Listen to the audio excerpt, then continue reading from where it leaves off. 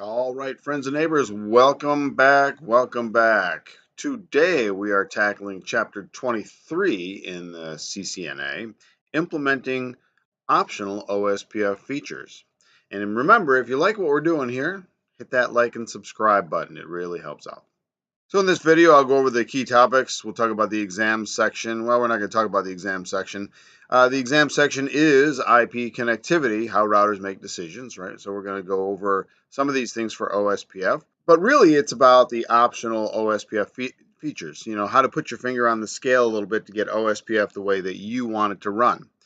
So we keep talking about single area. That's because these can work in multiple areas or single areas. And we're talking about, the router ID. We're talking about how to influence the BDR or the DR election process, and then the kind of network that you're going to be dealing with. So are we going to be talking about broadcast networks or point-to-point? So those, again, can apply to any OSPF set of areas or a single area. And of course, we'll do the questions for the chapter and the Chapter 24 look ahead. So our key topics are the OSPF network types. These are not to be confused with the LSAs, right? We know we got lots of LSA types, but we got our two network types of broadcast and point-to-point. We're going to take a look at some of the output commands, right? How to verify our OSPF topology, and see how the roles that we choose or how the manipulations of the commands, the changes that we make, how those affect what we see on the output from the router. So one of the things we're going to manipulate is that election process. Now, by default, OSPF does the broadcast networks, and so we're going to see what happens when we do point-to-point and why would you ever want to do point-to-point.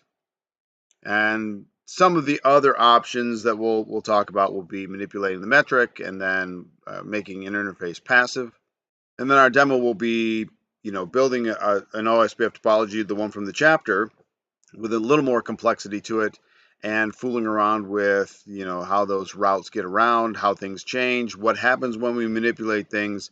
And then lastly, we'll talk about the hello and dead timers, what we can do with those. Now, sometimes it's actually a little confusing when we start to manipulate things and we realize, oh, wait, it's not just that we want to understand how OSPF operates. So the number one thing here that the chapter talks about is point-to-point or broadcast networks. And as I said earlier, by default, the OSPF routers want to do a broadcast network. And that means a couple things as far as behavior. And really what it comes down to is how or do I dynamically discover OSPF neighbors, right? We know there's that hello thing, and then we know that there's going to be a designated router election. And so we have those two states, the two-way state, yes, I found a neighbor, but are we going to establish an adjacency, right? We know about that. But the real question is whether or not we use the designated router or not. So it turns out that in both cases, we're going to do this discovery process, but we're not always going to use that designated routers. Only the broadcast type does that. So no matter what we're doing, each router will go through that neighbor discovery.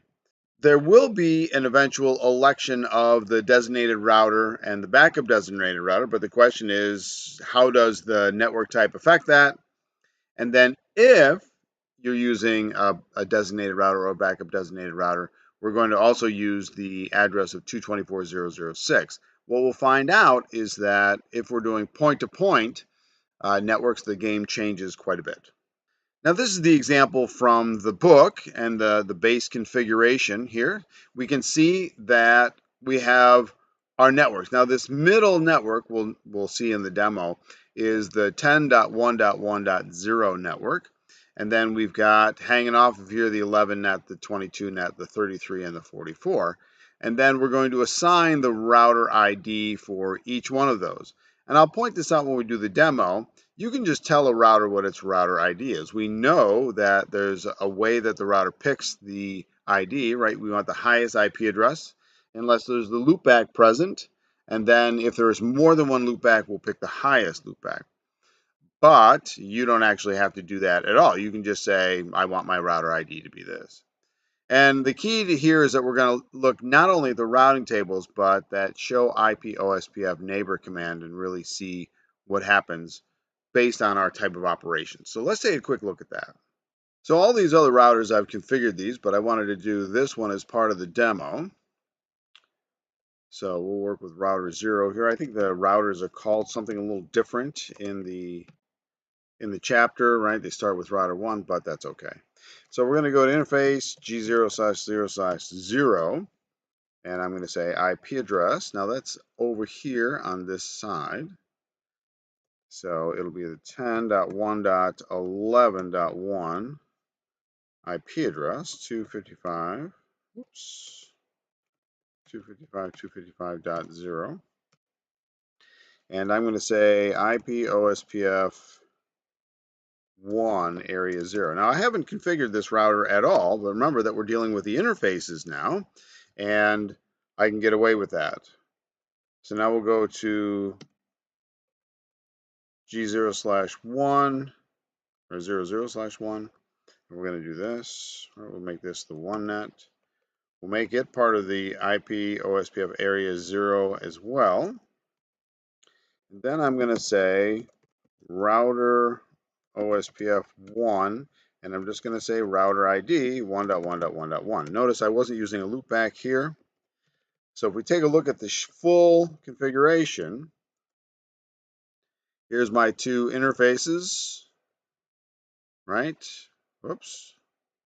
I went by my first one. There we go. So this is our left interface. Hopefully it's your left as well. And then down here, this is the entirety of my OSPF configuration.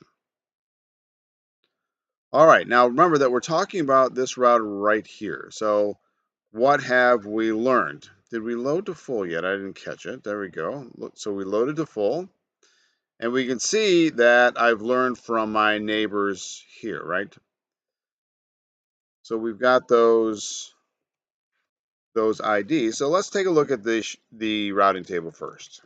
So from the perspective of router 0, we know that we have the two directly connected routes, the 1 and the 11.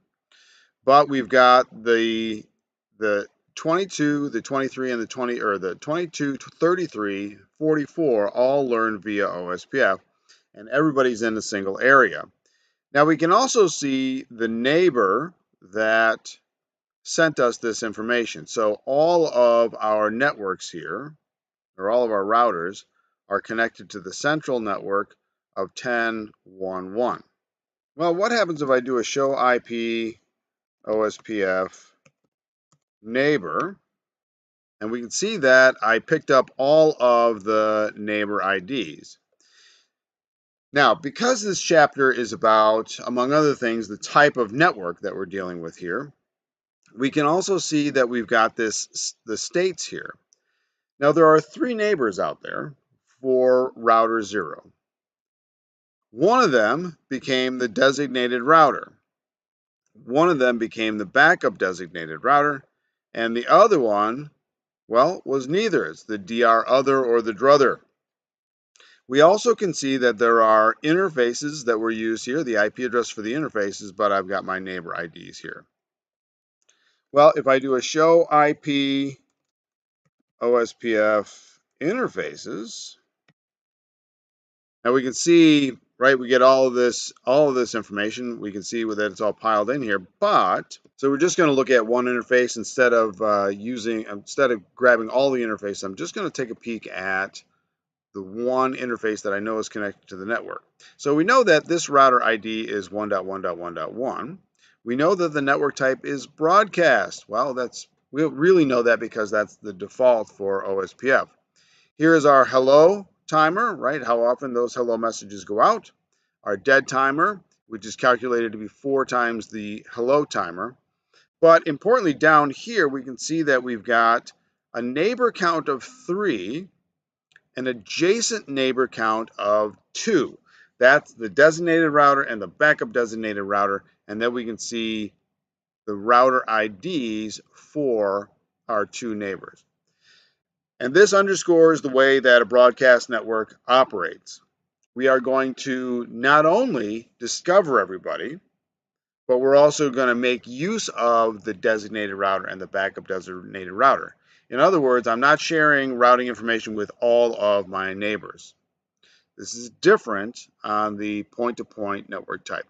We've also verified our configuration using show IP route, show IP OSPF neighbors, and then show IP OSPF interface. And of course, we could do the database and things like that, but we've seen that's mostly a repeat of the information that we have here. So what did we see? All routers on the 10.1.1.1 or 10.1.1.0 network became neighbors. We saw that. There were 3 of them. There were 2 that we established adjacencies with, the DR and the backup designated router. If you have the designated router and the backup designated router, those will transition to the full state, and one will be in the druther state, right? So 2 with adjacencies, another one is just a neighbor. If you are the designated router, then of course your output will be different because you won't be showing up that you're connected to a designated router or a backup designated router. And then those were our commands that we used to verify. So it's important to remember that you've got other commands than just how's my routing table doing. All right, peddling influence. Now there may be times that you want to change who your designated router is going to be. And I'll give you an example when we look back at the topology, but if, for example, one of my routers was the connection to the outside world, in which case that router might be best to use that router to provide all of the information for the rest of the topology. So we'll do a couple of examples on that particular topology and then see how we can manipulate things.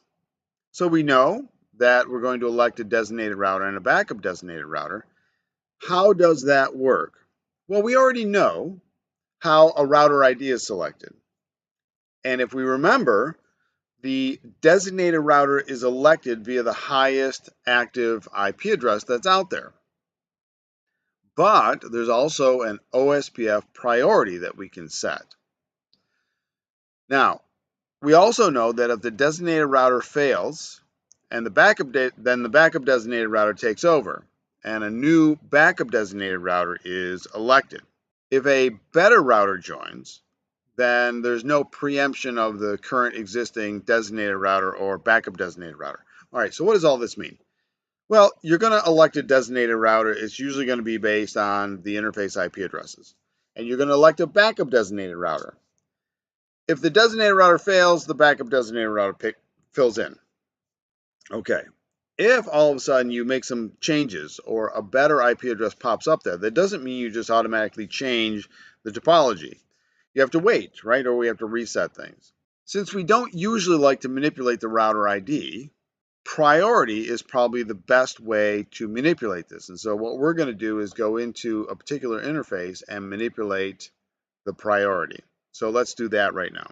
So let's say that over here was my connection to the outside world. And maybe I've got, a connection like this. In which case, I might want router 0 to be my designated router for a number of reasons. Now, if we take a look at our router settings, one of the things that we didn't note earlier was this value right here, the priority. And so this is what we're going to manipulate.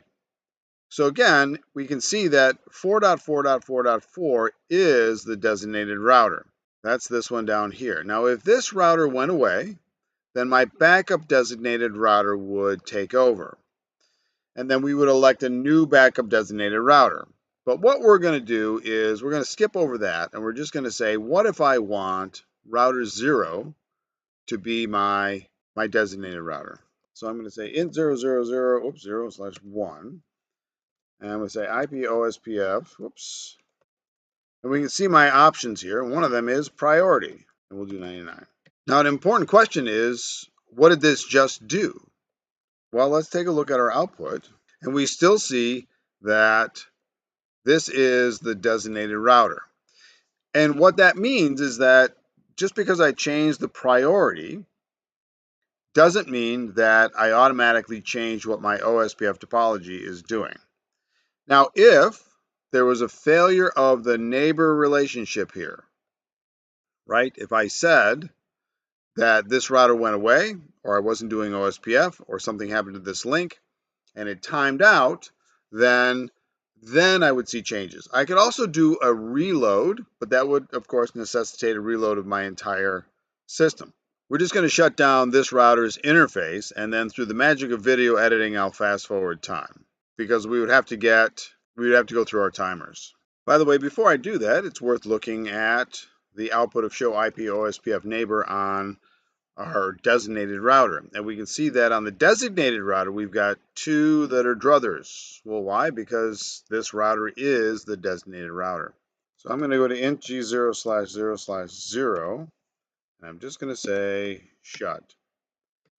Now what's going to happen is that this router is now disconnected from the rest of the OSPF topology. And also what's happening is the other routers are going through their timers. They're going through their hello timers. They're spitting out the hellos, and they're going to notice that they're not hearing anything from router 3. And so we're just going to let this go and see what happens from the perspective of the other routers. So we can see that I've got this link down right here.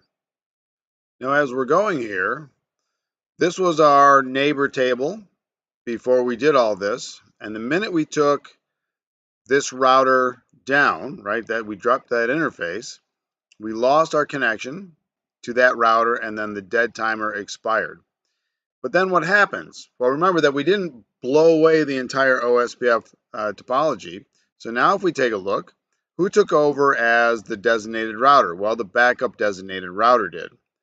Well, so now we've got to mess around with that one to get this the way that we want to go if we don't want to reload the whole topology. So we're going to bring the links back up again and see what happens as the routers rediscover the topology. Now, if we hadn't made any changes, we'd see the exact same designated router and backup designated router. All right, we have our neighbors back. Let's see from the perspective of router 0 what our neighbors look like. Well, at this point, we see that we've got two druthers and a backup designated router. Remember that 4.4.4.4 was previously the designated router. So something's changed here clearly. But before we go over to the other router, let's take a look at this column right here, because now we can see, oh, we've got a priority sitting here.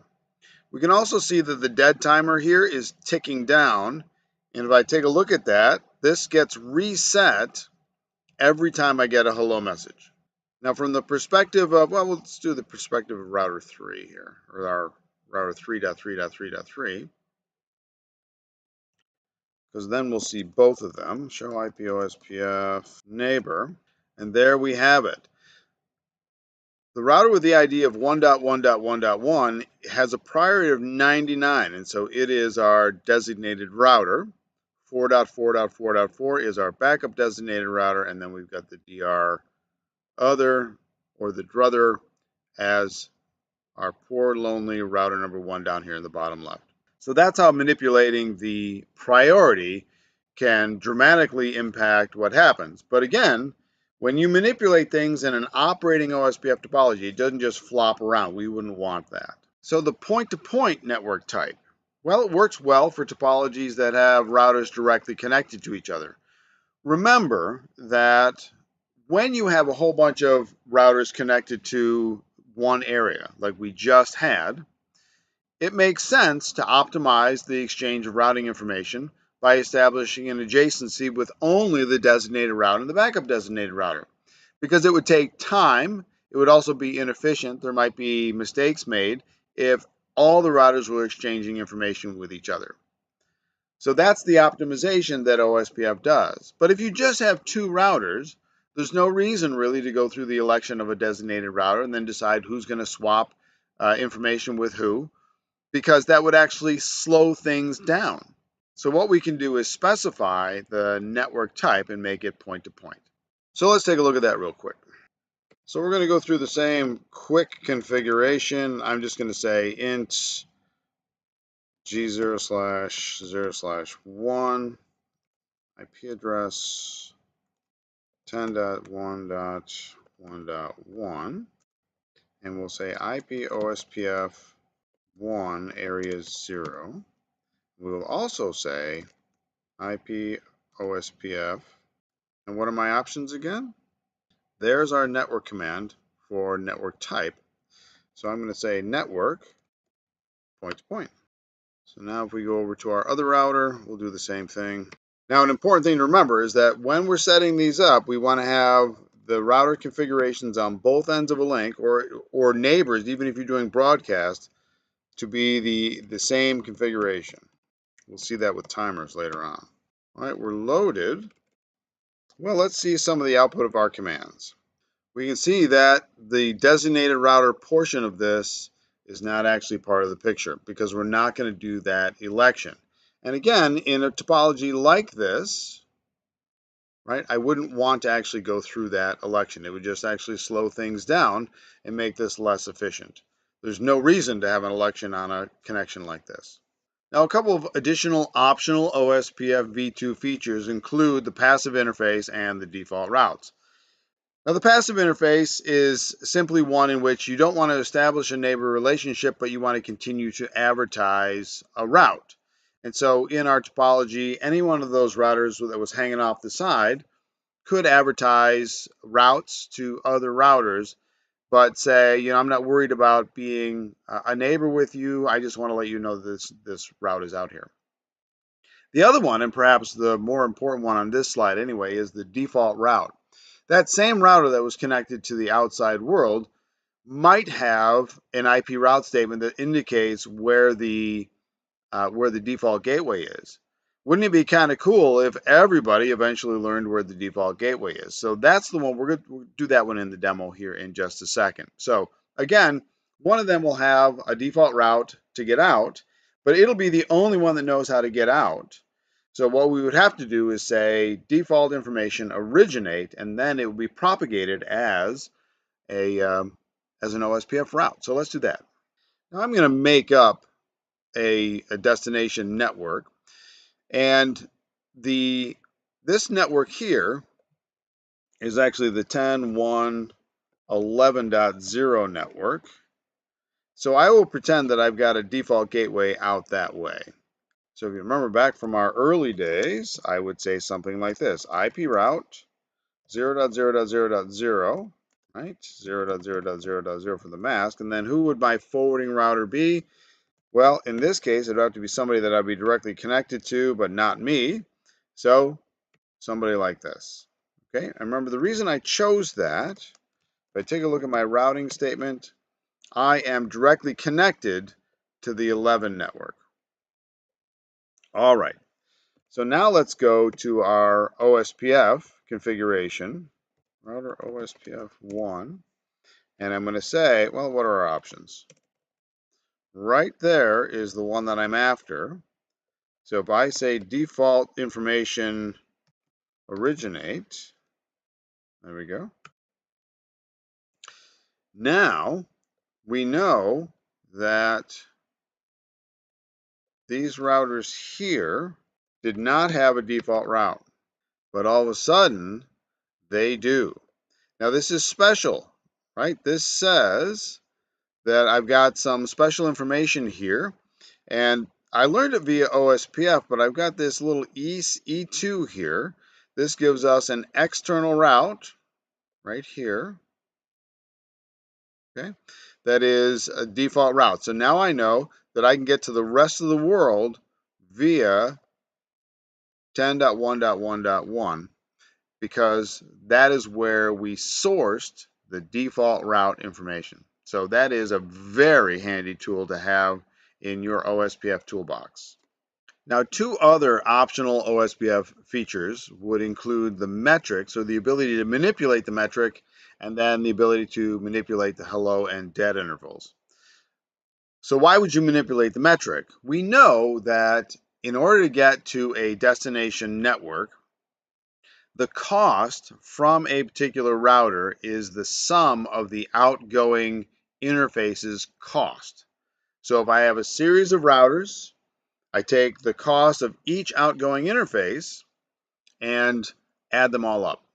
So in our topology, it's kind of small, but if I had a string of them, I would just add one for each interface. Now that right there becomes problematic because all of the OSPF interfaces that are above 100 megabits per second or greater than or equal to 100 megabits per second have the same cost. So 100 base T and gig interfaces have the same cost. 10 gig interfaces, same cost. And that might seem fine, but what if we wanted a little more granularity? What if you wanted to say, well, look, the 100 megabit link and the gig link are not equal in terms of cost. So you might increase the cost on a 100 megabit link over a gig.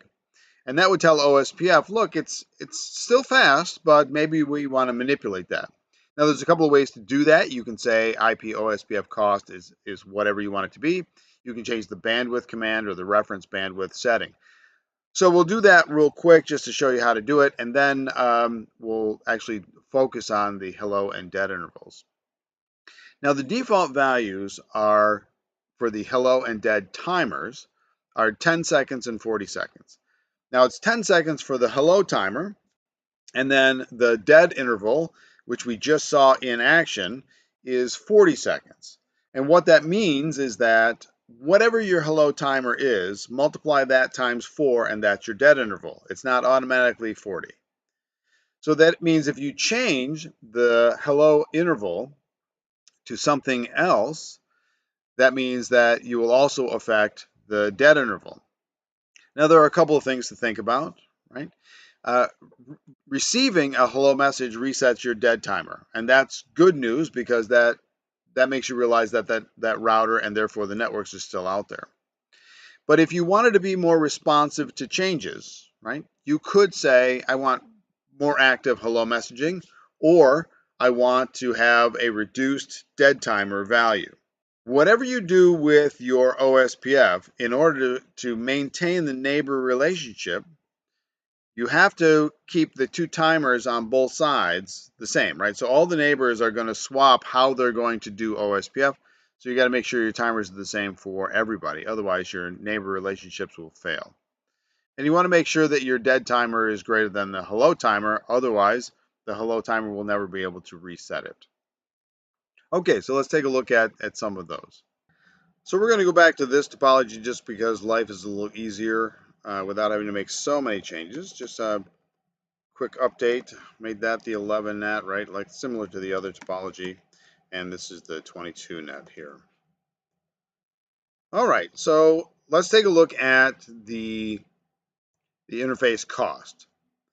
So I'm going to drop all my interface costs down a little bit. But before we do that, let's take a look at our routing table and remind ourselves what these values are. The 110 is the administrative distance for OSPF. That's set. We can manipulate that, but that's set, and it's a comparison with other protocols. So since we're just doing OSPF, we're not going to worry about the administrative distance. What we are going to look at is this right here, the metric. So I'm going to say config T, and we'll go to our interfaces. And I'm going to say IP OSPF, and again, we'll take a look at what options we have. There's our cost right there. Now let's pretend that this is a slower link and we want to manipulate the cost a little bit. We're going to say cost, and we'll say, to make it really obvious, we'll make it 5. And then I'll do the same thing on my other interfaces. And because we've got neighbors involved, we'll do this with them as well.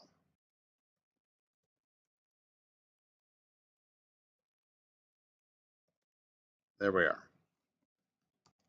Now if we take a look here at the OSPF change, my cost went from 1 per interface to 5. And so to get to the 11 network from the perspective of router 5 right here, how many interfaces do I have to go out? There's 1, there's 2. So if I change the cost here to 5 and the cost here to 5, well, now the cost to get to the 11 net is actually 10. So that is how I would manipulate the cost of my interfaces. Now let's take a look at the hello and dead intervals. If I do a show IP OSPF interface G0/0/1, I can see my hello intervals and my dead intervals right there. What I'm going to do is manipulate those, and again, because we're talking about a neighbor relationship, I want to ensure that they're the same on both sides, so we'll do that. Whoops. What are my options here? Now I could change either one, right? But we know that at least the dead interval is dependent upon the hello interval. So I'm going to say hello interval, and I'm going to change this. I'm going to drop this to 5 as well. Then I'm going to go back over here to my neighbor and change it as well. 5 seconds. And here are the settings that are configured. Now, it would be nice in a perfect world if immediately we got the recalculation of the dead interval. But let's bring down our neighbor connection here. Okay, after changing the hello timer, bringing the interface down and letting the neighbor expire, and then going back in and bringing it back up again, doing a show IP OSPF interface, I got to be honest with you, in the book says recalculate, right? But here, at least in Packet Tracer, it doesn't do the recalculation. So or at least the output says it doesn't. So what we're going to do is we're going to manipulate that. So I'm going to say IP OSPF, and we're going to go right in and do the dead interval. Now, one thing that I might do is say, well, not only have I increased my hello interval, but I don't want to wait 4 times the hello interval. I might say, well, let's make this 15, which will be 3 times my hello interval.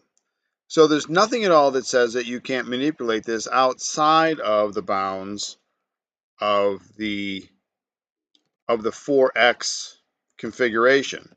And this just makes your topology more responsive. And we can see that I've got my hello timer, my dead timer configured here. There's our cost.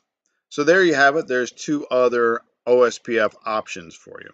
Okay, the do you or do I know this already questions. Routers 1 and 2 with router IDs of 1.1.1.1 and 2.2.2.2 connect over an Ethernet WAN link. If all the default OSPF settings are used, if the WAN link initializes both routers at the same time, which of the following answers would be true? Well, we know that the default would be a broadcast network type, so they would still discover each other, and then we would use the higher router ID to become the designated router. So that was B and D. All right, same problem. The configuration uses all defaults except giving router 1 an interface priority of 11, so higher priority, and changing both routers to use the OSPF network type of point-to-point. Okay, the tricky thing here is that there's going to be no designated router, but we will still discover each other. Now, it doesn't change based on the priority. So the answer here was B and C. Router 1 will still learn about router 2 and vice versa. Router 2 will not be the designated router or the backup designated router because we're doing point-to-point networks. Question number 3, per the command output, how many routers is router 9 fully adjacent? Well, the key is right over here. So that we've got several neighbors that are out there, but only 2 are going to be full. So the answer was D, 2. Routers 1 and 2, which use default priority settings, so they're all going to be 1, become neighbors with R1 as the designated router and R2 as the backup designated router. An engineer then configures router 2's interface to use a priority of 100. Which answer correctly predicts any change in the OSPF neighbor relationship? Well, there would be no change, right? We saw that if you change the OSPF config, it doesn't just automatically change things around.